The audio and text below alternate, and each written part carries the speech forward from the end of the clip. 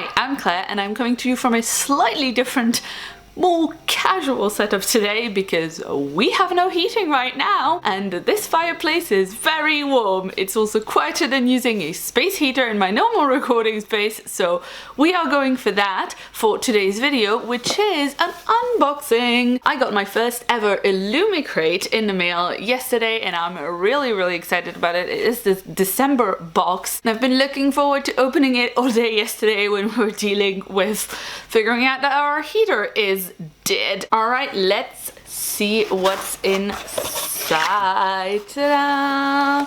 There is the spoiler card right here. The theme for this month is Secrets and Scheme. I'm not gonna look in the spoiler card straight away because obviously spoilers, but what I can see straight away on top of this box is an exclusive mug, which is very exciting.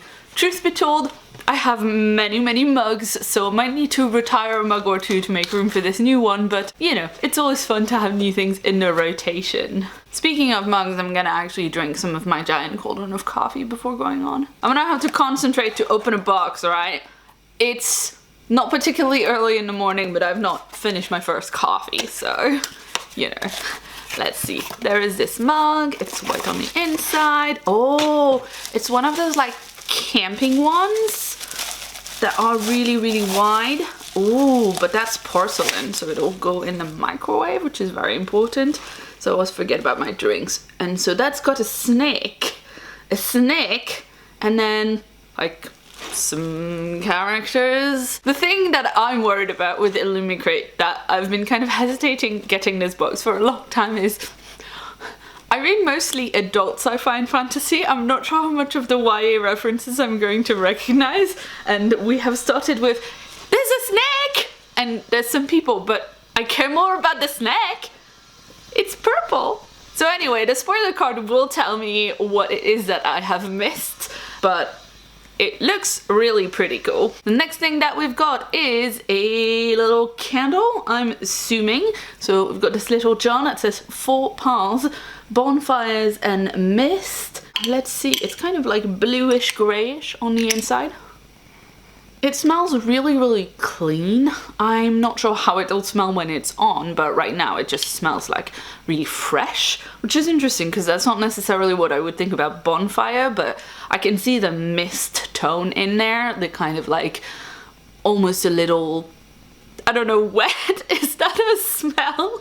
I like it. I quite like it. Right, so I've taken the most obvious 2 things out. Let's get rid of this piece of paper there, and then we have got some pins. Ooh, Star Wars enamel pin set. There's a BB-8. There's a BB-8 and some lightsabers. I'm so happy. We don't even use enamel pins that much, but like, they're so cute. They're in a hexagon. Oh my god. Next up we have a little iron-on patch of a top hat, some playing cards and a rose. I'm assuming this is like maybe Alice in Wonderland themed or something else. I don't know at all, but it is cute. I'm not sure when the last time is that I put an iron-on patch on a thing. Maybe I need to think about like what it is that I can get, like what piece of clothing I can get that can have iron-on patches in. Because I've seen a few bits of merch that are iron-on patches that I thought were really cool that I didn't buy because I had nowhere to put them, but maybe if I got like a nice jean jacket or something, that would work well for that. Ooh, then we have a 2020 calendar. Right, let's have a look-see. We've got, it's kind of like typography. One Choice Can Transform You Divergent series by Veronica Roth. So this is kind of cool because like, it's not a calendar with a lot of space for each day, but it would be cool for like just dates to remember, appointments, things like that. The first monthly page in the traditional bullet journal style, when you're not doing like a full calendar, you're just doing 1 line per day of the month. That would work really well for that for me. Then for February we have this gorgeous illustration of The Winner's Curse by Marie Rutkowski. March is Each Day Means Everything's Possible Again, and that's a quote from the Legend series by Marie Lu. Oh, that is gorgeous. April is this picture of Katniss from The Hunger Games, obviously by Susan Collins. I love the like light, the red and the black. Like, obviously I love those colors, but also it goes so well with the girl on fire theme, but just like kind of more threatening and darker, which fits super well with actually the theme of the books. May is Who Wants to Be Normal When You Can Be Interesting Instead, and that's from Aurora Rising by J. Christoph and Amy Kaufman. That is a book I've heard so much about, and I haven't read it yet, but I would like to check it out. For June, we've got Strange the Dreamer by Laini Taylor. This is a gorgeous illustration, and I think it works super well for that book because even though I haven't read that book, I've read other things by Laini Taylor, and I love her prose. Her writing style is really beautiful, and I feel like the kind of lyricism of this piece works really well with that. Then we have Never Say No When You Really Want to Say Yes. This is from All the Boys I Loved Before by Jenny Han. Throne of Glass by Sarah J. Maas for August. Fear is Only an Enemy If You Allow It to Be. That's from An Ember in the Ashes by Sabat Tahir. A Darkest Shade of Magic by V.E. Schwab for October. From the Shatter Me series by Tahir Mafi. I spent my life folded between the pages of books. And finally, in December, we have an illustration from Caraval by Stephanie Garber. I love the mix of illustrative styles in this calendar. We've obviously got a lot of beautiful typography works and also like straight up illustration portraits of characters. Absolutely love that. And of course, the great thing about a calendar like this is when you're done using it as an actual calendar, all of these different pictures can be little art pieces on your wall. I'm definitely going to use the Hunger Games one at the very least as a piece for my wall when I'm done using the calendar. And finally, we've got a little magnet of a brooding sort. This is where, again, I'm not actually sure what series this is from, but there is a guy with some chiseled cheekbones and he is broody looking. And finally, for the main event, it is book time. The book comes in this lovely little pouch. This is something that Illumicrate I think does every month. Immediately seeing red sprayed edges and I'm there for them. Let's see what the book actually is. Oh, it's Blood Air by Amelie Van Jou. I'm very interested in this one because unless I'm much mistaken, this is a book that was delayed in the proof stage when it was sent out to some reviewers, and then a few reviewers of color, a few black women, pointed out that there were tropes in this book that they thought were damaging, and the author very quickly responded and said she was sorry and that they would do more sensitivity, you know, reading and editing and all of that, and then it was delayed a little bit and came out. There was a massive like discussion about it online that went way past like the initial reviewers saying what it is that they didn't like about it, and then the author saying what it is that she was going to do about it. It went like way past actual people who read YA into like mainstream publications. I don't really trust the opinions of mainstream publications on the YA sphere because, you know, they are not in the actual YA community. So yeah, I personally, when I heard about this, thought this is how sensitive reading and reviewing should go, you know? If someone finds a problem and points it out and the author agrees that it's a problem, then like pulling it for a little bit and releasing it a little later with some changes feels like that's what you should do. So, you know, I'm really excited to, oh my god.